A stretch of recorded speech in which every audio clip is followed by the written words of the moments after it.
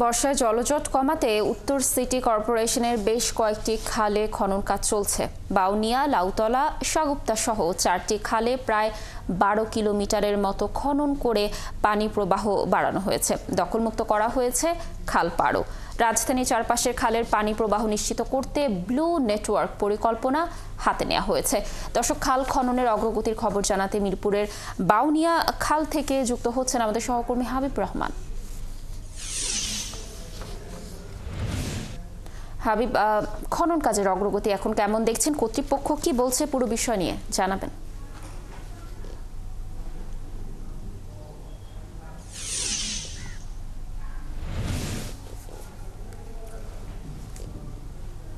আপনি জানেন যে রাজধানীতে বেশ কয়েকটি খাল রয়েছে, বিশেষ করে উত্তরে 29টি খাল রয়েছে। তার মধ্যে আমরা যতটুকু জেনেছি যে 5 থেকে 6টি খাল পুরো খনন করে সেখানে পানি প্রবাহ নিশ্চিত করা হবে। পাশাপাশি 29টি খাল নিয়ে একটি ব্লু নেটওয়ার্ক গঠন করা, যে পরিকল্পনা রয়েছে ব্লু নেটওয়ার্ক করার, সেটিরও কাজ চলছে।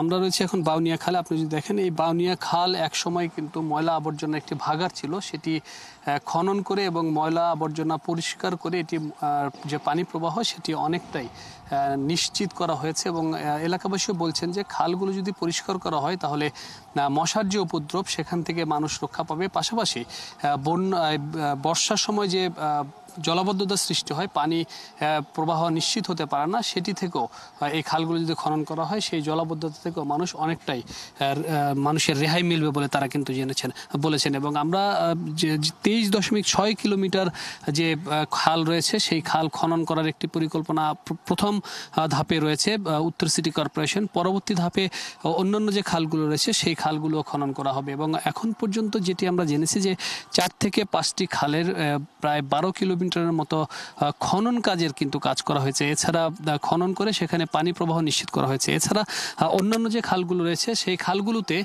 মূলত যে উপরে যে ভাসমান বর্জ্য ছিল বা ময়লা আবর্জনা ছিল সেগুলো সরিয়ে সেই খালগুলোরও কিন্তু পানি প্রবাহ নিশ্চিত করার একটি কাজ চলছে। অর্থাৎ মার্চ, এপ্রিল, মে, জুন, জুলাই এই যে বর্ষার সময়, এই বর্ষার সময় রাজধানীবাসীর যে ভোগান্তিটি হয় বিশেষ করে জলাবদ্ধতার কারণে, সেই ভোগান্তি থেকে রেহাই দেওয়ার কারণেই কিন্তু এই যে পরিকল্পনা সেই পরিকল্পনাটা হাতে নেওয়া হয়েছে। তবে এখন পর্যন্ত খনন কাজ এবং বর্জ্য পরিষ্কারের কাজ করলেও এই যে মানুষের বাসাবাড়ি থেকে যে ড্রেন দিয়ে যে বর্জ্যগুলো খালগুলোতে পড়ছে সেটি কিন্তু বন্ধ করা সম্ভব হয়নি।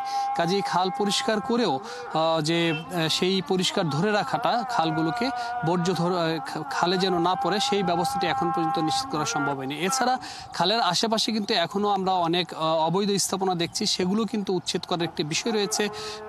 উচ্ছেদ করে খালের যে প্রকৃত দৈর্ঘ্য এবং প্রস্থ সেটি নিশ্চিত করা এখন নগরবাসীর কাছে একটি দাবি হয়ে দাঁড়িয়েছে।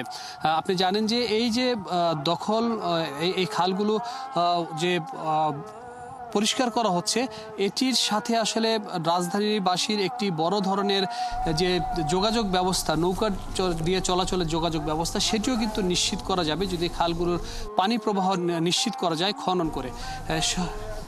সবকিছু মিলে আমরা বলতে পারি যে রাজধানীর চারপাশে যে খালগুলো রয়েছে সেগুলো যদি শতভাগ খনন করে পানি প্রবাহ নিশ্চিত করা যায় তাহলে বর্ষার সময় যে ভোগান্তিটি হয় মানুষের জলাবদ্ধতার, সেটি থেকে অনেকটাই রেহাই মিলবে।